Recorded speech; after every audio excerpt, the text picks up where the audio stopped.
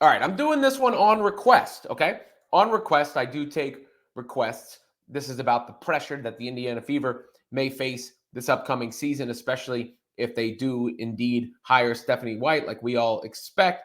But anyhow, I get this message from Panda Star on X who says, "Can you make a video about this? I want your opinion on it." And I said, "Opinion on pressure?" And this person said, "Yes."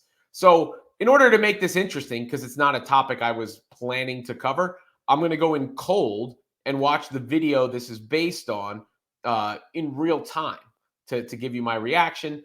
This looks like a Protect Our Queens podcast from the Give Us a Shot network. So I'm going to play a snippet of this and then react to what was said as per the request.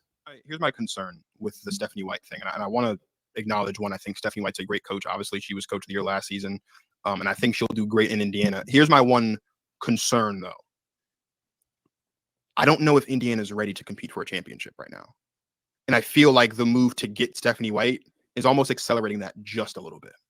Well, it's the hope that it'll accelerate, and that's the hope, right? But so what I mean by that is, like, obviously you go get Stephanie White because you want to get to that place where this team can start competing for championships, and they have the talent, right? They 100% have the talent to do that. But I feel like that's going to add a lot more pressure onto what is still a very young basketball team. Like, this is still a young team that still has things, I think, that need to be figured out. And I don't know if taking someone like Stephanie White, who has won a championship. Well, yeah, she won a championship as an assistant coach on this staff when Indiana won their championship all those years ago. She was the head coach of a team in Connecticut who was a perennial, championship contender the past couple seasons, right? That's one of the big things we talk about with Connecticut.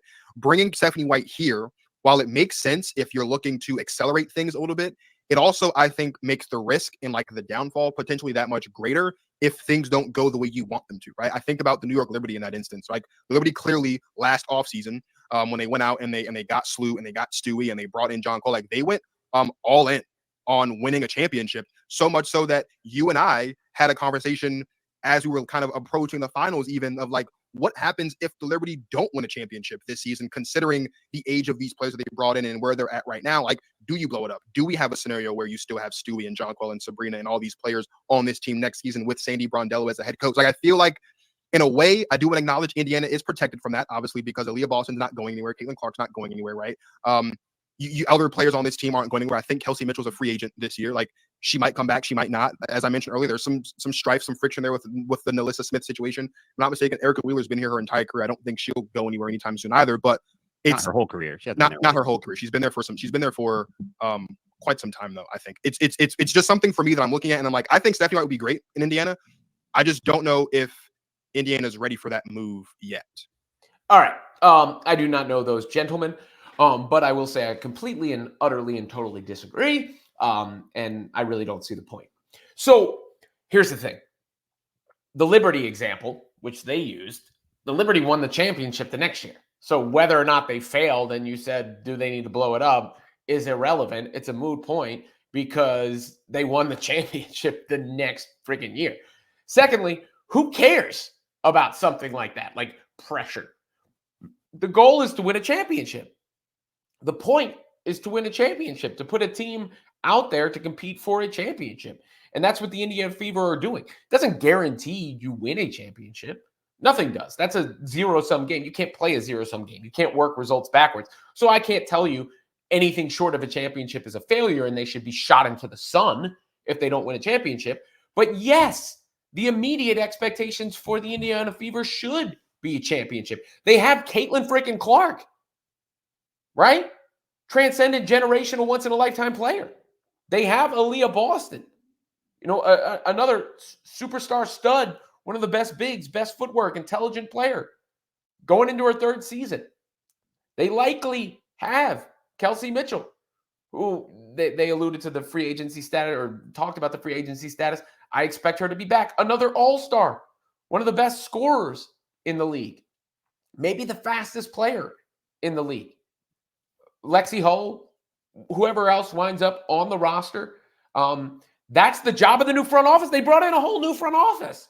That's their job, to bolster the rest of the team. Because were they a championship team last year with a different coach? Probably not. Could they have been closer? Probably. I mean, it's not like the difference between them and those other teams was some seismic gap. If you add a better coach, and from the resume, from the eye test, from everything, Stephanie White is a better coach than Christy Sides, has more experience, a better resume. You upgrade the coach position. You change the general manager in the front team president position. And it always annoyed me when Lynn Dunn said, well, the goal is later to get to championships. No, the goal is to get to championships now. And that's on the front office to upgrade the roster. But if they figure out the power forward spot, if they add a little bench depth and shooting, maybe upgrade another wing to help on the defensive side, there is no reason they are not a championship roster and competing for a championship. And the idea of the pressure getting to the Indiana Fever, they just dealt with more pressure than maybe any team ever has in league history. There was more attention on the Indiana Fever this year than any team in the history of the WNBA has ever had. And they started 1-8. And they turned it around in the middle of the season without an offseason, despite not necessarily vibing completely with their coach. I'll still give Christy Sides a little credit for that. But who gives a shit about the pressure is what I would say. I mean, that's something you just got to let it go, let it be. LeBron James has felt pressure in his career. Steph Curry has felt pressure in his career. Michael Jordan, I'm sure, felt pressure in his career. One of the great things about Caitlin Clark is I don't think the pressure gets to her. And one of the great things about this team is they seem to be able to put everything to the side. Even the way Kelsey Mitchell and Erica Wheeler handled their postseason press conferences. They put all that to the side. But that's the job of the head coach too, and Stephanie White seems poised and able to handle that. And it's the job of the front office to upgrade the roster. And if you upgrade the roster just a little bit, the expectation should be not to win the championship necessarily guaranteed, but to damn sure compete for the championship. Because you also have to expect Caitlin Clark will get better. Aaliyah Boston will get better. The team chemistry will get better. The players around them will get better. The coach will be better. And this was a playoff team as is. What's better than a playoff team? A contending team. And the Connecticut Sun weren't so much better from a talent standpoint. They're better from a depth standpoint, from a toughness standpoint. But you address the depth and the toughness. They've got the superstar people. They got the hardest part. They got the hardest part. And that's the foundational pieces. The rest of it, I mean, it's not easy to win a championship, but it's easier to do the rest.